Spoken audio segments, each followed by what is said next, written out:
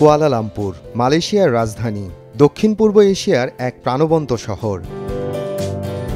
১৯ শতকের মাঝামাঝি টিনের খনি ঘিরে গম্বাক ক্লাং নদীর মিলনস্থলে গড়ে ওঠে একটি বসতি। তারপর কেটে গেছে বহু সময়। খনিনগরী থেকে আধুনিক মহানগরে পরিণত হয়েছে কুয়ালালামপুর।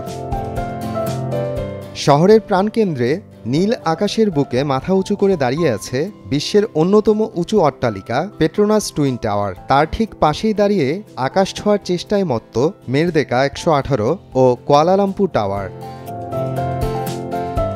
শান্তি আর আধ্যাত্মিকতার প্রতীক মালয়েশিয়ার জাতীয় মসজিদ। প্রতিদিনই মানুষ আসে নামাজ আদায়ে ও স্রষ্টার ধ্যানে নীরব সময় কাটাতে। অন্যদিকে শহরের বুকে জমজমাট পেটালিং স্ট্রিট মার্কেট। এখানে মেলে স্থানীয় খাবার, ফল আর ঐতিহ্যবাহী নানা সামগ্রী।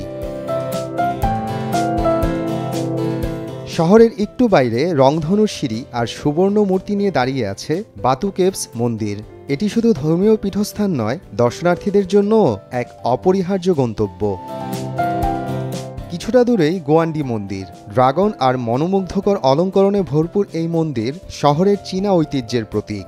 এখানে প্রতিদিনই ভক্তরা আসে ধূপ জ্বালাতে, প্রার্থনা করতে। আরও আসে পর্যটকরা ঐতিহ্যবাহী এই স্থানকে স্মৃতির পাতায় লিখে রাখতে।